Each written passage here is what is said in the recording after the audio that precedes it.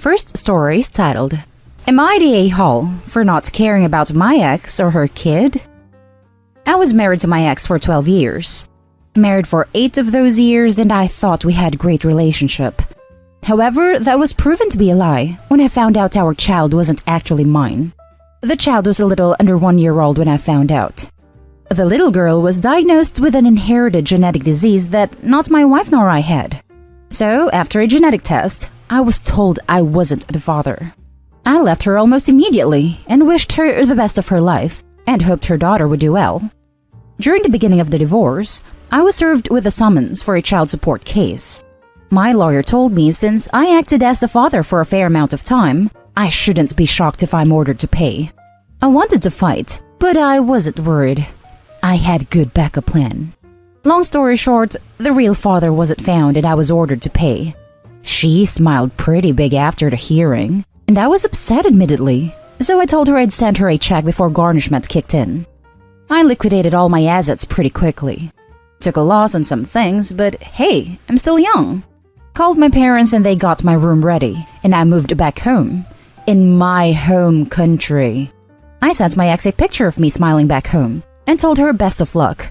I've gotten a few calls and letters regarding the support, but they got blocked or tossed in the trash. I don't think I'm the a-hole here. I didn't cheat and she's not my child. Some people argue about the bond, but I can't say I had a strong one considering I was ready to walk the second I heard about what was up. What does Reddit think? Am I the a-hole? Now for the top comments. Not the a-hole. I'm honestly amazed by all the "you're the a-hole" ratings you're getting. She knew damn well the kid wasn't yours and still had the audacity to go to court for child support. Good on you for leaving behind all that BS. Completely cut him out and move on with your life. She made her bed with her actions and lies. She can now lie in it. You are in no way obligated to pay up for a kid that's not yours, OP. I doubt anyone in your position would still stick around. I wish you luck on a new happy life. I think it's cool that nobody talks about how to treat someone like that is horrible. What is the problem with people? Is playing with someone's life and putting a child in the middle okay? Considering how young the child was when you found out, I'm going to say not the a-hole. She won't even remember you. Lucky for you, you found out so soon on. What on earth is up with a system that will order you to pay child support on a kid that isn't yours, that you've only been raising for about a year though? They don't want the mom getting SNAP, I guess. Please don't shoot the messenger. Just giving some info based on what I learned from working with a family law firm/lawyers. Basically, the law isn't looking at what is fair to the parents, and more at what is best for the child. So, if you've been caring for a child for a year, their question is, how would it be beneficial for the child to lose a parent/financial stability? If you can't find a real dad, you somehow have to argue that it's detrimental to the child for you to continue being in its life, even if it's just financially. Which, as you can imagine, is pretty difficult. It sucks. But the system needs a huge overhaul, and I don't think a lot of people with the power to do so want to get into it. Not an a-hole because I don't agree with a system that allows someone to be liable after being lied to. I would commend you if you were still there for an innocent child, but I think the system isn't fair. Now for the next story. Am I the a-hole for not giving my wife her daughter's address so she could see the newborn? Hear me out, please. I'm a 46-year-old father who lost a daughter, Molly, years ago to brain cancer. Molly's death broke me. She was my only child. I'm no longer who I was before this tragedy. I married my wife when my stepdaughter, Sarah, was 15. Sarah had issues with her mom.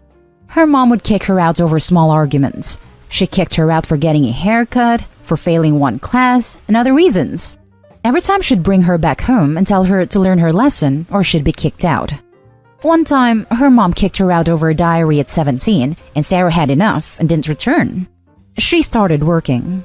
I remained in contact. I just couldn't let her struggle, so I tried to help her financially, but she refused. She's incredibly independent and a hardworking person. She reminded me of Molly.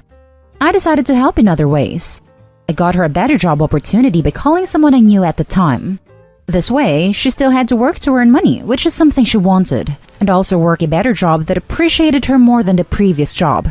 She's an artist. She wanted to be a graphic designer. so I sold my old car to pay for her courses. She started paying me back bit by bit, only because she's independent. She lived with her then boyfriend, now husband, and paid for other things. My wife didn't try to mend things.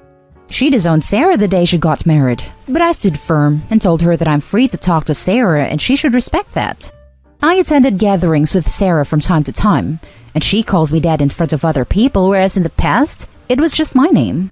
This sounds crazy, but I believe this all happened just so I could meet Sarah and have a chance at being the best father that I could be. She's now 22 and just had a baby girl a few weeks ago. I visited several times and we talked. She told me that it was unfortunate that she lost her dad, but was glad she has me in her life.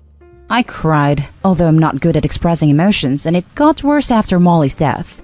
My wife knew about the baby and demanded I give her the address so she could go see her granddaughter. I refused because Sarah asked me not to tell, and because she's already dealing with postpartum and will not be able to deal with her mom's behavior.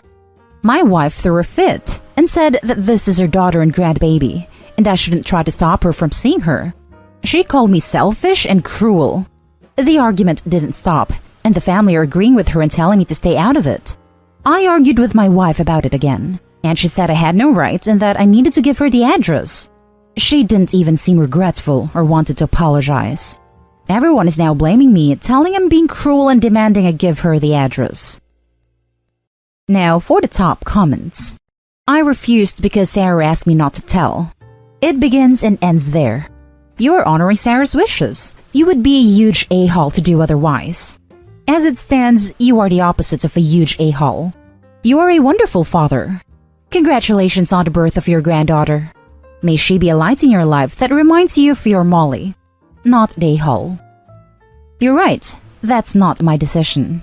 But they're telling me I was the one driving a wedge in the family. Truth is, I'm not trying to lose Sarah's trust, and there are boundaries that I cannot overstep. The one who drove a wedge in the family was the one who disowned her own daughter. The rest of the family have a problem with me and see this as an opportunity to put the blame on me for what happened. I used to care in the past about what they say, but not anymore. After everything I've already lost, losing them is in fact a blessing. Not a hole, and in the kindest way I can muster, get a divorce. Agree. Divorce the wife, keep the daughter. The next story is titled, Am I the a-hole for reminding my ex she has no say in where my son goes to school? A little background info. My ex and I broke up when she got pregnant with my son Vincent because she left out one tiny little detail during our time together. She was married with kids. She and her husband almost divorced. I fought to be in my son's life and got sole custody in the end. My ex still has visitation, and Vincent has met his other 4 half-siblings who are around the same age as him. Vincent just turned 5, and I've started thinking about elementary school next year. A few of my friends' kids and my sister's kids all go to the same private school that starts with pre-K to high school. Honestly, I've heard so many good things about this place. It's not strict like many other private schools around here. The classes are small, the teachers are very attentive. My nephews have been there for years and they love it. I've been there before for school events too. It seems like a wonderful community, and I feel like my son would benefit a lot coming here. When my ex came to see Vincent, I mentioned the school and she got very defensive. She said she didn't like the idea of him going to a private school, and there's nothing wrong with public. Which, I agree. I grew up going to public schools. However, this place would be very beneficial for him, and I told her as such. The more info I gave her, the more pissed off she seemed to get. Finally, she said she doesn't want him going there because she really wanted Vincent to go to the same school as his half-siblings, and sending him somewhere separate would mean they spend less time together. We started arguing. She was set on him not going there, and I eventually told her I'm the one who gets to make these decisions. So she has no say in any of this, and I'm only telling her as a courtesy. She got really quiet and started crying. She said I didn't need to rub it in her face, and she's only thinking about Vincent spending less time with her side of the family if he goes to a different school. She called me some very unkind names and left. I understand that she wants him to be close to her other kids, but I don't see why that could cost him having a better education. But I am wondering if maybe I went a little too far throwing the custody arrangement in her face? Don't know if it was the right call to say those things and remind her she has no control of what happens in his life. Am I the a-hole? Now for the top comments. Not the a-hole. The world doesn't revolve around what she wants. Seems like your ex never learned that lesson since her infidelity. If your son wants to go to that private school, then that's all you really need to know. It's not like he will never see his half-siblings or something. Also, having good education will let him live in comfort, not the fact how close or not he may be with your ex's kids. Also, unless his half-siblings are the same age as he is, which seems unlikely, I'm not sure how much they'd actually see each other in school. It's not like they're going to be walking home from the bus stop together, sharing classes, eating together, etc. Until I was in high school, my school system rarely offered opportunities for us to mingle with people from other grade levels. And even in high school, most of the things we did were by grade levels.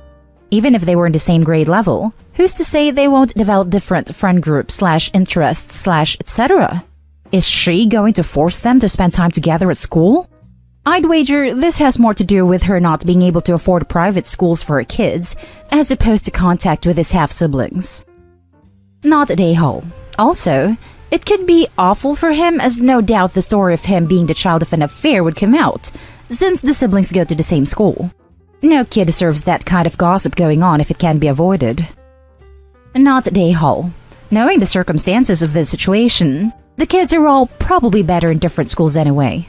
I am not sure what La La Land she lives in, that she thinks everything will just be so cherry when the school marms get wind of this. Wait until the day he has to draw his family tree.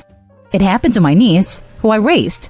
Her teachers told everyone her parents were substance addicts, so I raised her. This was kinder, by the way. The custody arrangement reiterates and sets precedent that this is your decision. This is tough love, but better to implement it now. I did the same with my niece's parents. Sorry, but messing up so bad gives you zero say and zero credibility. Also, how does someone with 4 kids have time for an affair? Crazy times. Well, 3 kids at the time. The youngest was born after my son. And honestly, I worked crazy long hours with barely any free time, so I'm sure that made having an affair easier for her since we didn't see each other too often. The last story is titled, Am I the a-hole if I allow my daughter to change her name?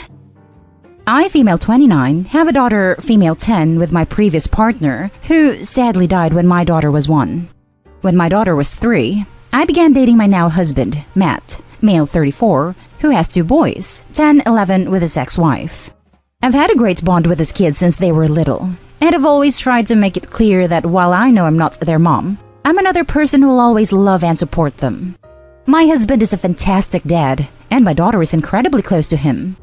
Last year, we had our first child together, 1 male, and my daughter, Mia, has brought up a few times that she's now the only one without Matt's surname. I spoke to her about it, and she explained that it sometimes makes her feel like she's not really part of the family. It was pretty heartbreaking, as we've always tried to keep her dad's memory alive, but reassure her that it's okay for her to love Matt as a dad too. It's obviously something that is playing on her mind as she came home from school last week and asked me if I thought Matt would adopt her so he could be her dad too. Matt and I spoke about it, and although he said he would adopt her in a heartbeat, we felt we should wait a few years until she's older and can understand the gravity of the decision. I suggested we add his surname to her own instead, and Mia loved that idea. Matt spoke to the boys to make sure it was okay with them, and they were excited about it. She's the only girl, so they have a very sweet relationship. They went to dinner together and she wrote a letter asking him. She cried. He cried. The waitress cried. It was an emotional moment for them both. Well, it all kicked off. My late partner's parents said they understood why she wanted to do it, but it's an insult to his memory and I'm an a-hole for not talking her out of it. I can understand them being a bit upset, as I know it's also their connection to her / their son. However, Matt's ex-wife heard and said what we're doing is disgusting, and that giving Mia his surname devalues the boys' relationship with their dad. She got nasty and starting saying that my daughter and I need to know our place. I've always done my best to be civil with her, but even I lost it and told her that she lost her right to have any input into Matt's decisions when she ditched him for another guy. I accept that as kind of an a-hole move, but don't come for my daughter. Matt stands by our decision 100%, but now I'm wondering if any of their comments are valid. And And if Mia ultimately decides she doesn't want Matt to adopt her, whether I'll be an a-hole for supporting her. She's so happy about it, and I don't think I can bring myself to take that away from her. Edit. Sorry, should have made it clear that we're hyphenating her surname. It'll be up to her if she wants to use the hyphenated version in day-to-day life, or just my husband's and the other as a middle name. Everyone who matters is on board with the name amendment. All due respect to her previous partner's parents, but Mia keeping his name solely will not bring him back. He lives on through her living on and being happy. That is his legacy. A rose by any other name would smell as sweet. No respect to your current husband's ex-wife. Her attitude stinks. Not the a-hole. You are completely right. Thank you. Note: do not hyphenate. Just add it as a second surname without hyphenating it. When a name is hyphenated, you must use both on any legal documents, bank accounts, credit cards, etc. If you simply have two surnames, she can choose which she uses and where. We filled in the paperwork this afternoon and she chose to have her current surname as an additional middle name and my husband's as her surname. Not the a-hole. The ex-wife needs to shut the hell up. She literally has no part in this, and her reasoning is, well, just plain stupid. Your previous partner's parents, though, are very justified in their emotion. To them, it is going to feel like they're losing part of their son again. I think your compromise is excellent. She is keeping her father's name while also adding on her stepfather's name because he helped raise her. I can see why, at this age, she would feel left out of your family. At the end of the day, I see it from both perspectives. I don't see the harm in adding a name as long as you aren't taking her father's away. She may even change it back when she gets older. And that's the end of this video, folks. As always, leave a comment and hit like and subscribe. And if you want more of this content, turn your notification on to get updated on the latest videos. And I'll catch you in the next one. Stay safe.